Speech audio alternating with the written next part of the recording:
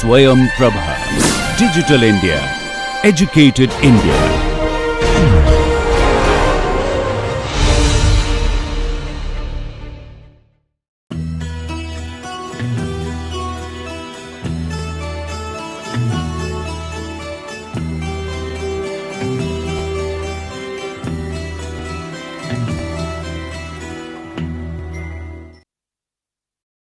Morning students, in continuation of my last class, today I'll be talking about viruses.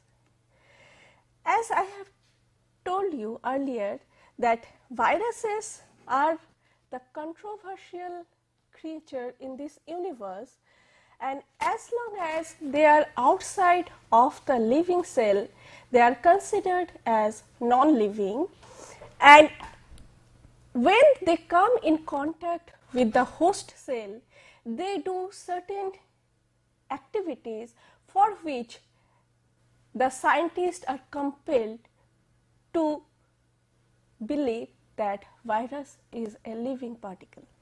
So viruses are a very small tiny particles. They are invade and reproduce only when they come in contact with the living cell. They do not use any energy to grow or respond to the surroundings. They do not use or make food or produce any waste, which makes us to think that virus is non-living. Now, if we see some novel properties of the viruses, we'll find that they are obligate intracellular parasite, and when they come in contact with any living cell like bacteria, protozoa, fungi, algae, plant and animal, they do their certain activities, and we consider that time these viruses are living. They are ultra microscopic in size. Their size ranges from 20 nanometer to 450 nanometer. Now, when in my last class I was talking to you about the prokaryotic organism, and bacteria was one of such example, I told you that the sizes of bacteria vary from in the tune of micrometer level. But here the viruses are so tiny that their structure, their sizes vary in the tune of nanometer. They are very simple in structure. They do not independently fulfill the characteristics of life. They are inactive macromolecules outside of the host cell and only active when it comes in contact with the host cell. They can form crystal-like masses, and basic structure consists of a protein cell which is called the capsid, which is surrounded by the nucleic acid core. So, what we can say that these viruses are a very tiny particle and they are very simple in structure. This nucleic acid are either DNA or RNA molecules. Nucleic acid can be the double-stranded DNA, single-stranded DNA, single-stranded RNA or double-stranded RNA. But both RNA and DNA are not present in any virus particle. The molecules on virus surface impart high specificity for attachment to the host cell. They are multiple by taking control of the host cell's genetic material and regulate the synthesis and assembly of the new virus particle inside the host. In reality, they lack the machineries for synthesizing the protein molecule, and they also lack the enzymes for most of the metabolic processes. So, if we see the sizes of viruses, then we can find that the biggest virus till date reported is the pox virus, and the smallest one is the yellow fever virus. The size of the pox virus is in the range of 250 nanometer, whereas yellow fever virus is 22 nanometer. Now, as I have told that they are very tiny small organism, and if we see its architecture, then we can find that this viruses has two major part. One is the covering part, another is the central core. This covering part can be once again divided into two. One is called the capsid and another is the envelope, and this envelope is also not present in every viruses. It is found in some of the viruses. If we see the central core, we can find that this is the nucleic acid molecule, either DNA or RNA, which is covered by this capsid. And these virus protein are also present along with this nucleic acid. And now let us see the architecture of viral cell. Now, if we see this virus particle, we can find that the inside the cell these nucleic acids are present, which is covered by the protein core, which is called the capsid or protein coat. Sometime in some viruses, some lipid envelope are present, which are bilayer in nature. And sometimes some glycoprotein receptors are present on the cell surface of the viruses, which help the virus to recognize the host cell. These are the different architecture of virus, and this virus architecture, if we see in some of the viruses, this protein coat is there. Beside this protein coat and nucleic acid, there are certain envelopes are present to which some spike-like structures are present, and this spike-like structure, it helps the virus to go and sit on the cell surface of the bacteria or the host cell. Now, if we see the shape of virus particle, then based on the shape, viruses can be categorized into different grades. One is called the helical shaped virus.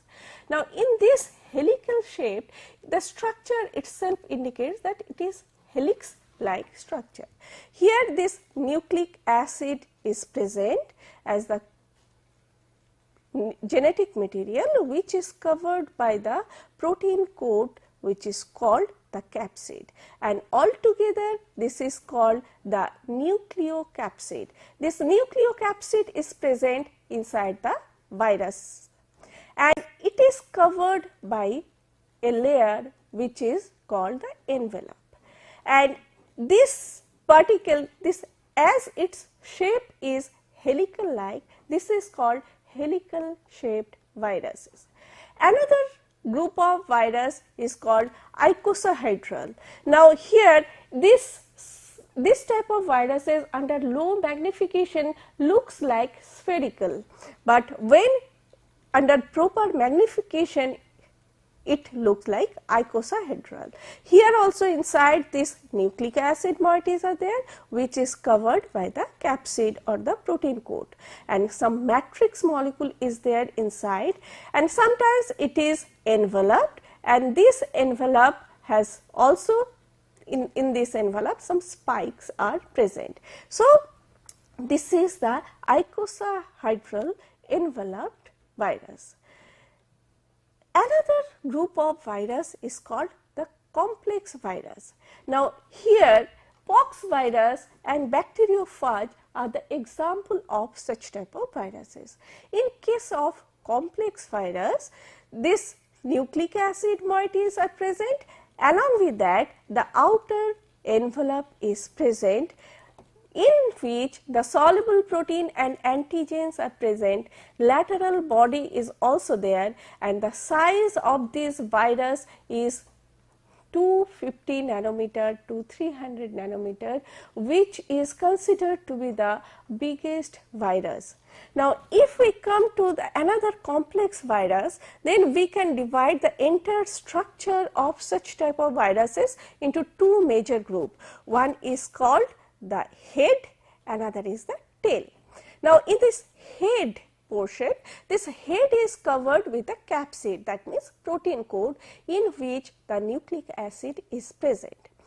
Now, this head is attached to the tail with the collar and sheath, and in this tail portion there is a base plate to which some tail fibers are present along with the tail pins. These tail pins, they help, and these fibers, they help the virus to go and sit on the cell wall of any bacteria or host cell. Now, this is the architecture of a virus, and if we see the life pattern or the nature of replication of such viruses, the entire activities can be divided into 6 major groups. One is called the adsorption, where this is the phenomena where binding of virus to the specific host cell surface is taking place, followed by penetration, then replication, assembly, maturation, followed by release. Now, how these activities are going on inside any host cell, let us take some example and let us study that. Now, bacteriophage, as I have told you, that it is a complex virus and it has got one head, another tail, and tail has got some tail pins which help the virus particle to sit on the wall of the bacteria. Now, when we are just considering E. coli as the bacteria, and this E. coli or the bacteria is getting infected, getting killed by this virus infection. Now, when the first virus particle is coming and sitting on the cell wall of this bacteria, then first is the adsorption. So, it is coming and getting adsorbed on the cell wall of the bacteria, outside wall of the bacteria. As soon as it sits on the wall of this bacteria, the next step is that it inject the genetic material, that is the nucleic acid, which is present in the head portion, which is covered by the capsid, and they inject that nucleic acid material inside the bacterial cell. So, this nucleic acid is inserted in the bacterial cell. The other portion of this virus particle is staying outside. Now, as soon as this nucleic acid enters to this bacterial cell, it is called the penetration. Now, once it penetrated to the bacterial cell, it starts its replication. Now, this virus particle is inserted in the bacterial cell, and by mistake this bacterial genetic material start recognizing this virus nucleic acid as part of them, and then the replication starts and they start synthesizing the different body parts of the virus molecule, and here they synthesize the different part. It is the replication followed by the assembly. In the next step, they start assembling the different part of their body and they take the complete shape of a virus particle, and this is called the maturation phase. Now, after assembly, the maturation takes place when a million and millions of these virus particles are matured inside the cell, they put pressure on the cell surface from inside, and ultimately it got burst, and all the virus particles are going out of the cell, resulting the killing of the bacterial cell, and this is called the lytic cycle of virus. Now, this is one type of life cycle what viruses they do, they perform. Another type of life cycle the virus particle which is observed is the lysogenic pathway. In this lysogenic pathway, unlike these two steps up to penetration, this virus genetic material enters to the bacterial cell, and then this bacterial genetic material which is present, they start recognizing the virus nucleic acid as part of their genetic material, and it gets assembled within the bacterial genetic material. Now, here when they undergo the normal cell cycle, cell division or reproduction, this virus nucleic acid is also getting divided into the daughter cell, and in this way the life cycle goes on in the bacteria. Now, in this way few generations can be taken place, and it is remaining as part of the genetic material of the bacterial cell. But under any certain environment, suppose exposure of UV light or any drastic condition, once this particular genetic material starts getting expressed, then the virus nucleic acid, they once again starts their construction. That means they start synthesizing their, this replication process starts, and they synthesize the different part of the virus particle, and then they get assembled, and once they mature they release, resulting the death of the bacterial cell. And this type of life cycle is called the lysogenic pathway, and these are the two major life cycles which are followed by the virus particle. Now, if we see, if we classify these viruses, we can divide this virus particle into two major groups. One is called the plant virus, another is called the animal virus. The tobacco mosaic virus is one of such example of plant viruses, and animal viruses are the pox virus, herpes, yellow fever, and so on, HIV and so on. Those viruses are the animal virus. Now, whatever may be the virus particle, these viruses are the smallest creature which are mostly pathogenic in nature. Now, if we classify these viruses based on its genome structure, then I have already mentioned that DNA, either this is the DNA based viruses or RNA based viruses. Now, when it is DNA based viruses, either it is the double stranded DNA or the single stranded DNA, it is double stranded reverse transcriptase DNA or double stranded RNA, that reovirus is one of such example, polar single stranded RNA, that is Toga virus, negatively polar single stranded RNA, that is the rhabdovirus, and single stranded RNA reverse transcriptase is the retrovirus. So, these are all about these viruses.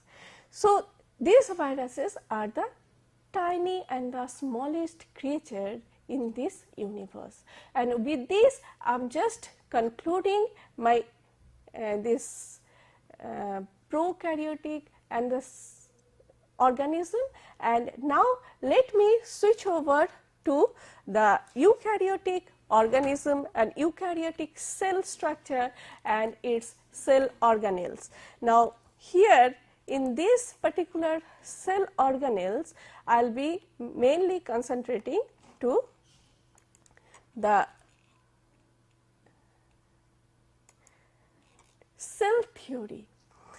Now, as I have already talked to you about the microbial cell, prokaryotic, eukaryotic cell, I have also mentioned you the discovery of microscope and existence of this micro creature in this universe.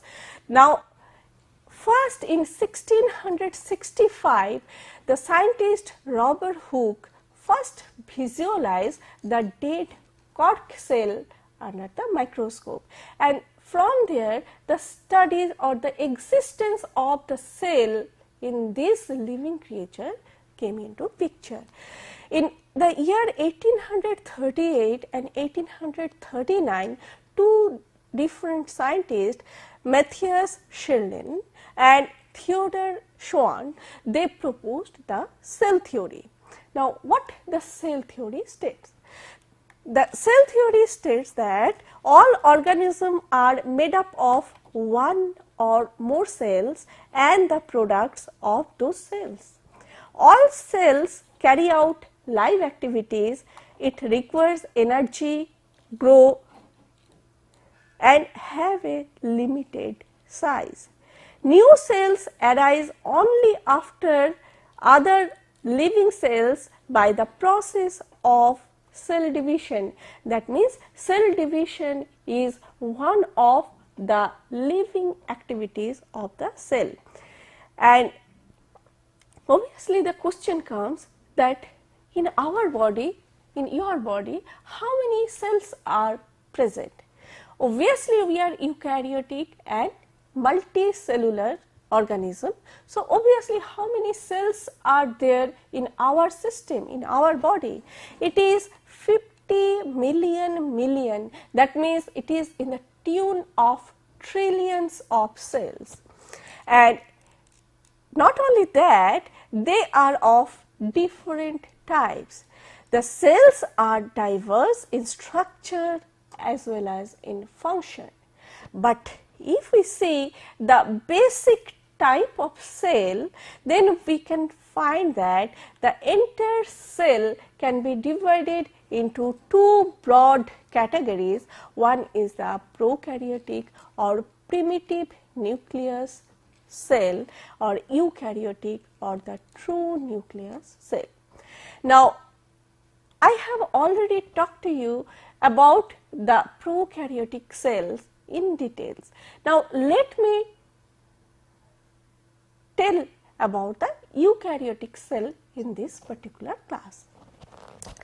Now, as I have already mentioned that eukaryotic cells are the developed cell. Obviously, when we are talking about the development, at the same time we are talking about the complexity. Now, when we are talking about this complexity, and if we see the prokaryotic cells are the predecessor of the eukaryotic cell. Eukaryotic cells, as in my first lecture, I have told the 5 kingdom classification, and there we started the eukaryotes from protists, then fungi, plant and animal. So, these all belongs to this eukaryotic cell. Today I will try to cover the cell and its structure and different organelles present in this eukaryotic system. Eukaryotic organism can either be single cell or multicell depending upon its development. These eukaryotic cells have a membrane bound nucleus, and different organelles which are present in this eukaryotic system is the nucleus, mitochondria, chloroplast, smooth and rough endoplasmic reticulum, Golgi apparatus, ribosome, lysosomes, vacuole, peroxisome and so on.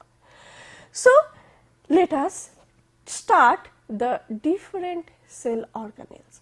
Now, when we are talking about the different cell organelles, let me start with the protoplasm. This is the fluid which is present in all living systems. Now, protoplasm is the living content of the cell that is surrounded by a plasma membrane. Now, protoplasm in living system is composed of cytoplasm and nucleoplasm. Now, when we are talking about the protoplasm, it is the liquid or the fluid, and you know, in each living cell, more than 70% cell contains this type of fluid. That means 3/4 part of the cell contains the fluid. It is essential for any living system. Now, when we are talking about this protoplasm is the fluid where all the cell organelles are present. When we are talking about the only fluid minus the organelles are the cytoplasm. And when we are talking about the fluid which is present inside the nucleus is called the nucleoplasm. And when we are talking about the cell sap, including all the organelles present inside the cell is the protoplasm. Protoplasm is also composed of a mixture of small molecules such as ions, amino acids, monosaccharide and water, and the macromolecules such as nucleic acid, protein, lipid and polysaccharide.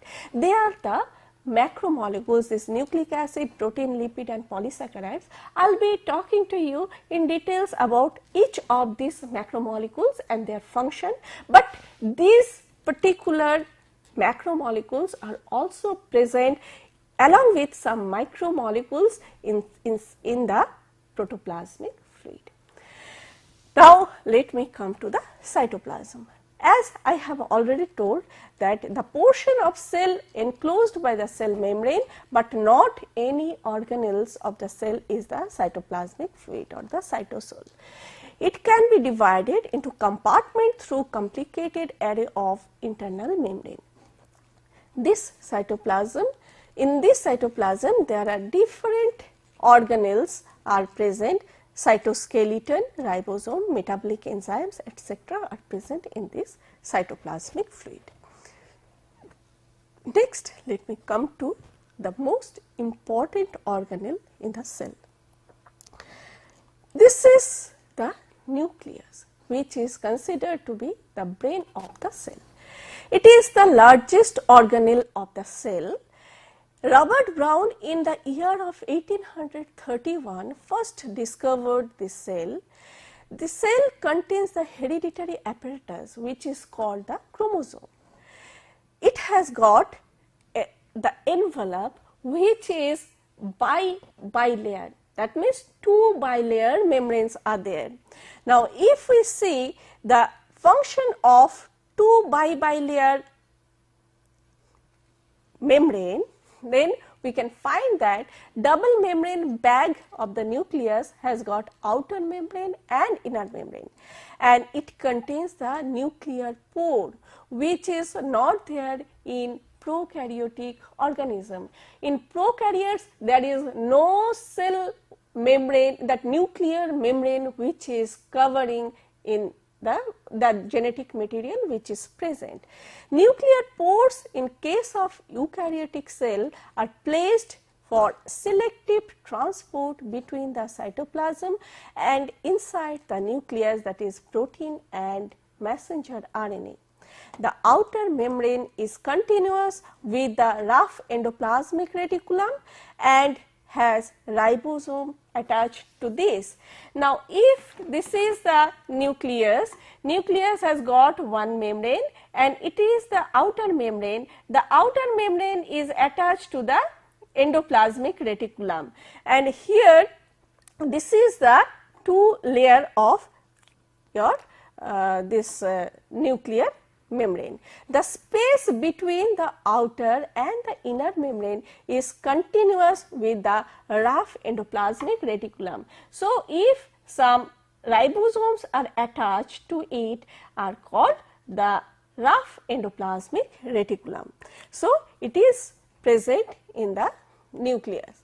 The function of the nuclear envelope is that the nuclear envelope separates the nucleoplasm from the cytoplasm. Now, here the outside of this liquid is the cytoplasm, and here this barrier, it separates the inside liquid from the outside cytoplasmic liquid. So, inside whatever liquid is there is the nucleoplasm,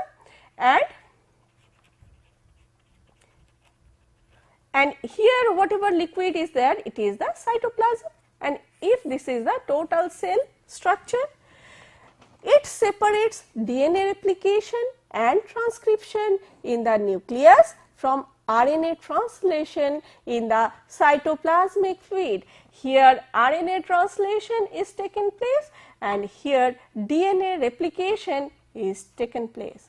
So, this is the main difference in the activities of the nucleus.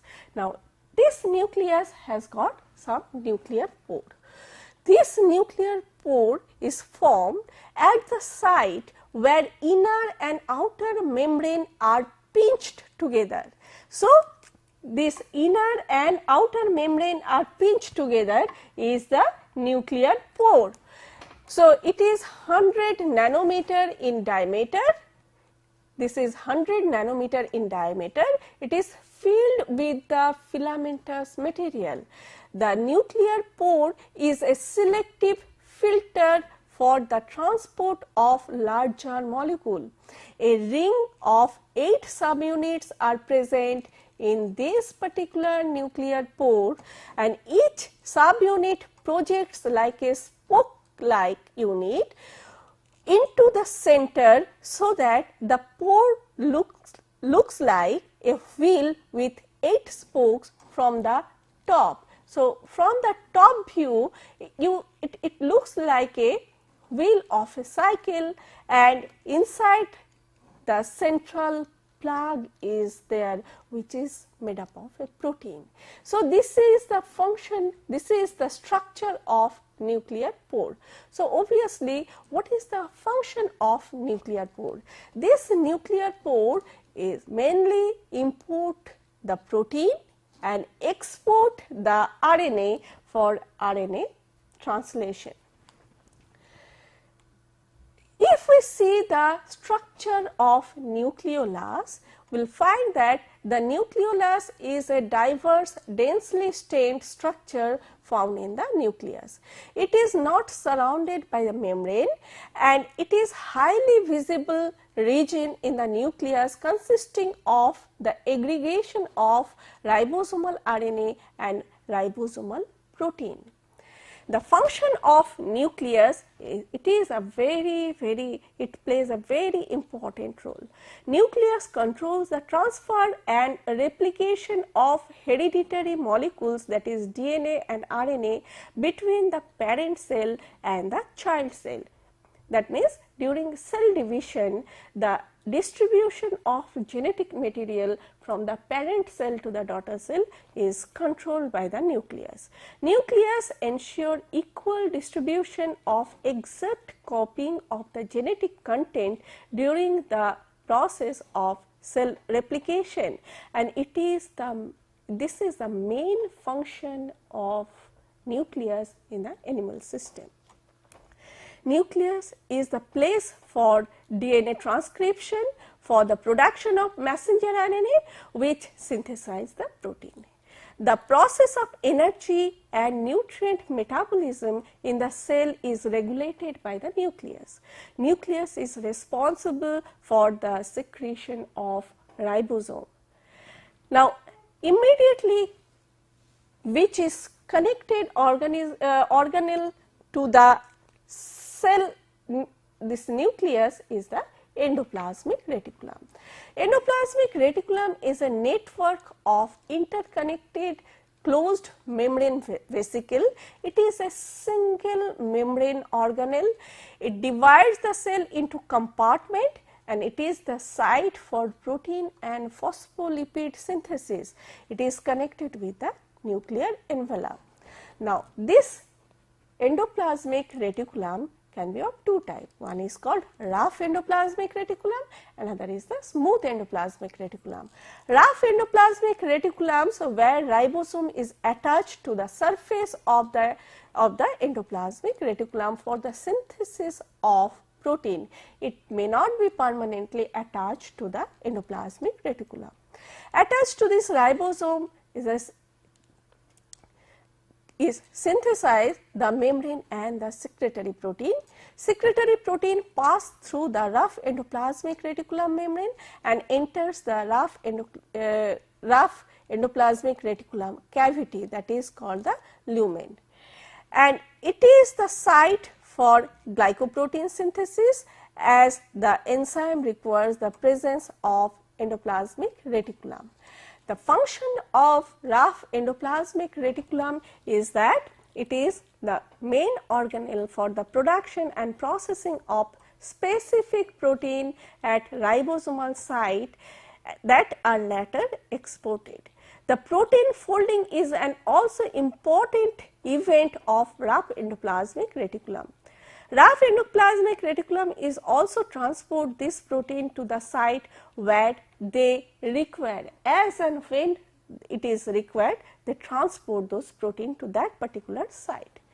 When we are talking about the smooth endoplasmic reticulum, this is the site for fatty acid and phospholipid synthesis. Calcium storage is also another activity of the smooth endoplasmic reticulum. It lacks ribosome, it is tubular in appearance, and smooth endoplasmic reticulum contain enzyme that synthesize lipids including membrane phospholipids, cholesterol and hormones. The function of smooth endoplasmic reticulum is that it produces enzyme for the synthesis of lipid, phospholipid, steroids and hormones.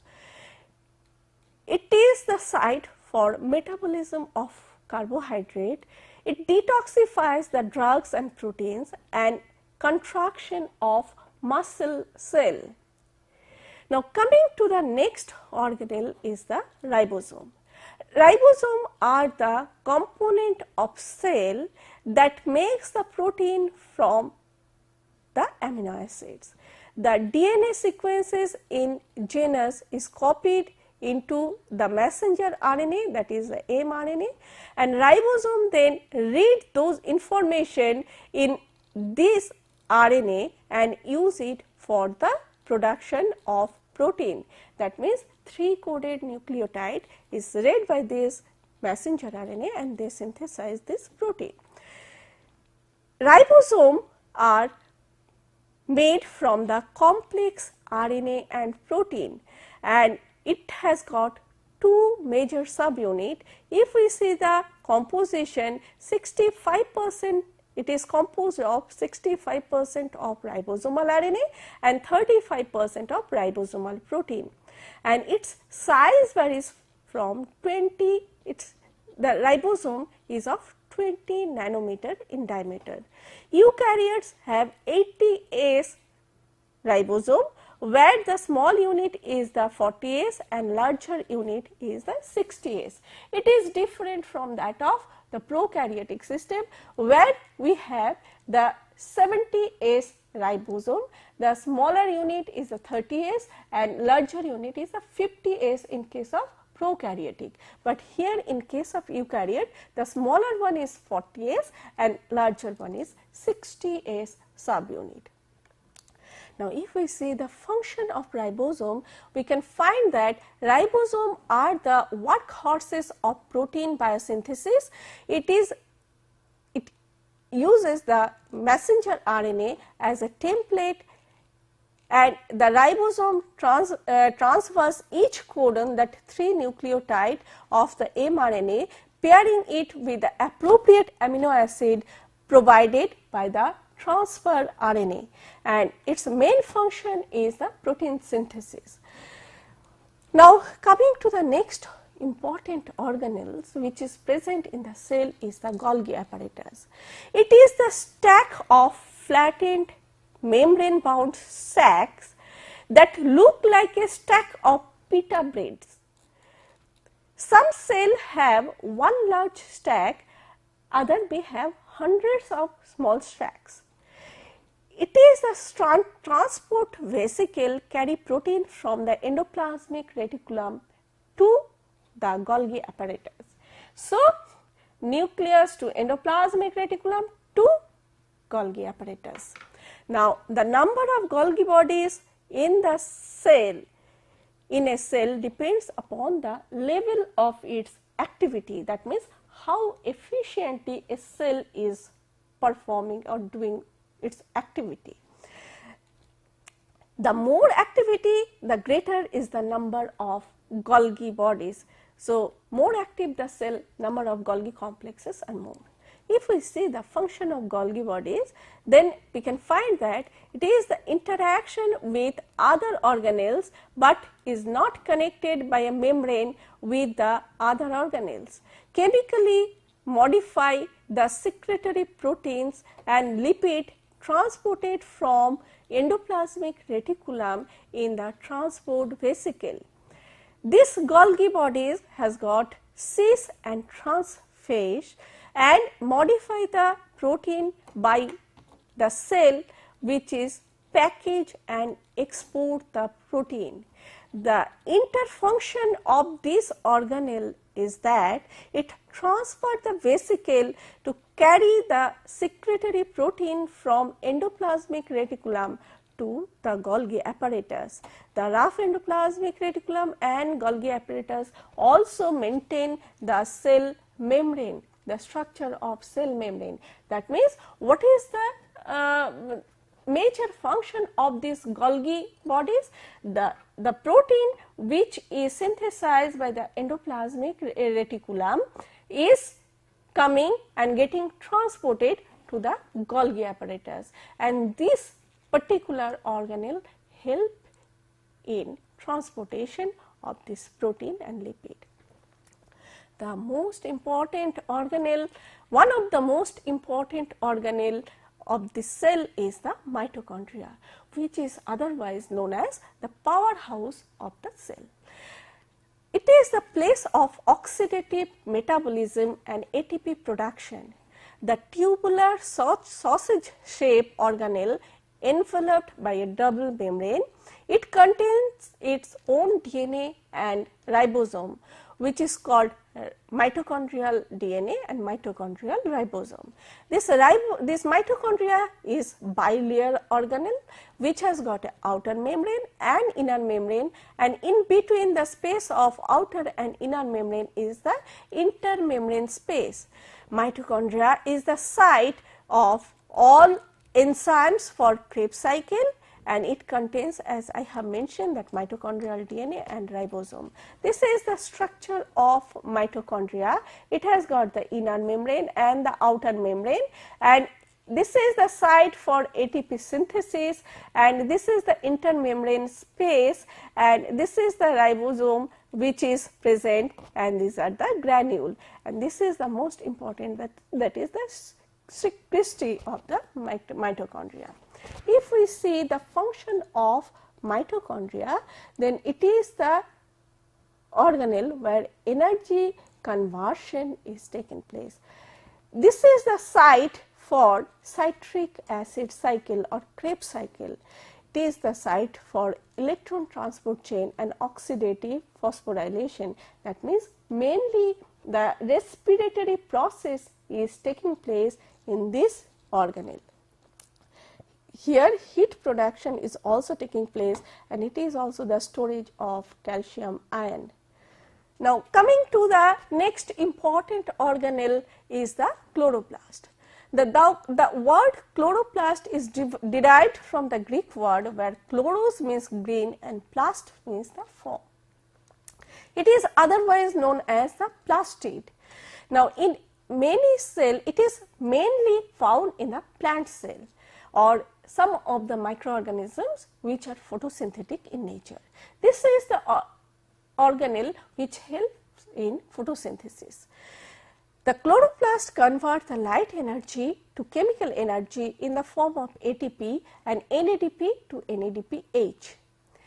Now, a typical cell organs which contains about 10 to 100 of chloroplast molecule. The chloroplast, if we see the size, it is a flat disc like structure and its diameter varies from 2 to 10 micrometer and thickness is 1 micrometer. It contains one or more molecules of small circular DNA and ribosome within it. If we see the structure of this chloroplast, we can find that this is here the thylakoid membranes are present in the chloroplast, and thylakoid is a membrane bound compartment inside the chloroplast which contains light absorbing pigment which is the chlorophyll and carotenoid. See the structure of chlorophyll. It is a very complex structure. It stacks the thylakoid. The stacks of thylakoid is called the grana, and the matrix of chloroplast within the grana are embedded is called stroma.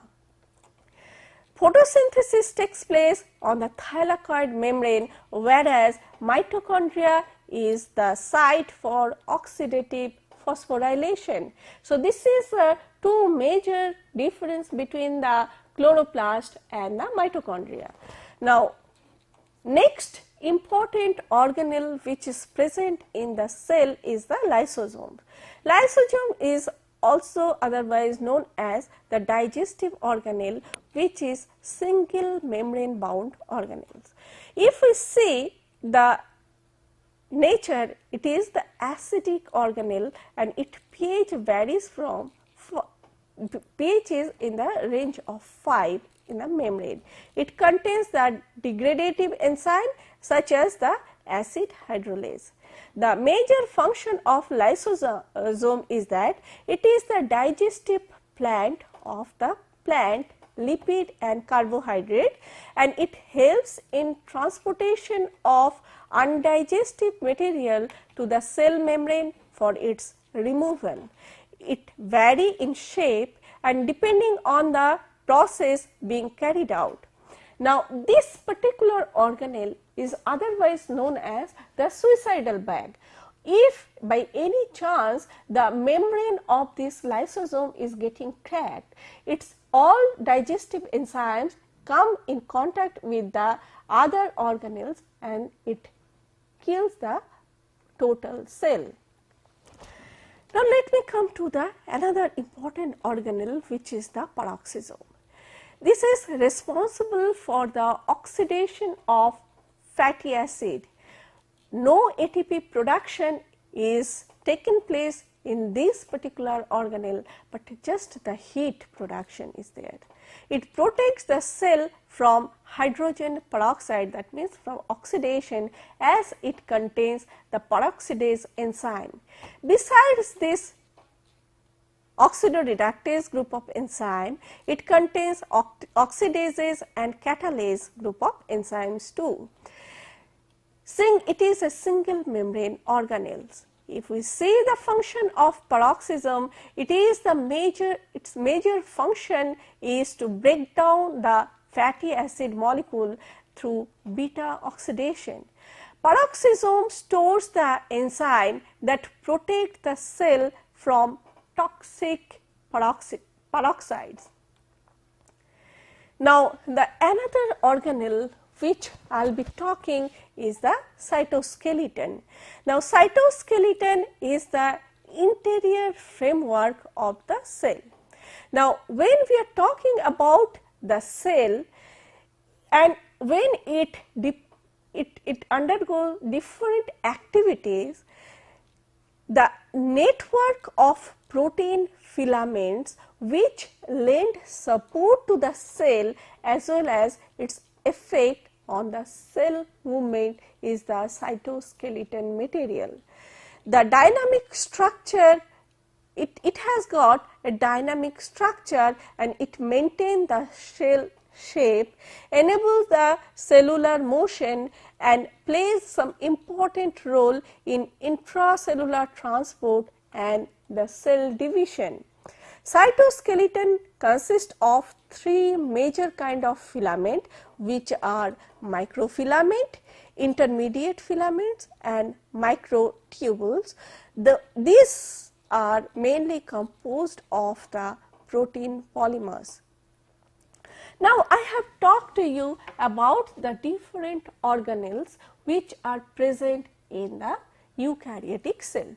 Besides this organelle, the cell may contain autophagosome. The main function is the vesicle which sequesters the cytoplasmic material and organelles for the degradation. It is a doubled membrane compartment and it is present in all eukaryotic cell. The another organelle which is present is the centriole. It is the anchor of cytoskeleton. It is the microtubule protein which is present in particularly the animal cell. The cilium, it is the movement in or of external medium, that is the critical development and signaling pathway, and its structure is that microtubule protein. It is mainly made up of protein structure and it is present in animal, protist and few plant material. Glyoxysome is another important organelle which converts the fat into sugar, and it is a single membrane compartment and mainly present is glyoxysome to the plant system. Melanosome is another organelle which is a single membrane compartment and it is a pigment storage organelle which is mainly present in the animal system.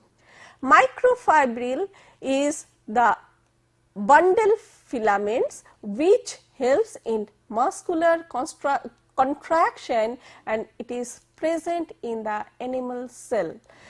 The vesicle which is also present in the eukaryotic cell and is a single membrane compartment and it helps in the material transport system and it is present in all eukaryotic cell.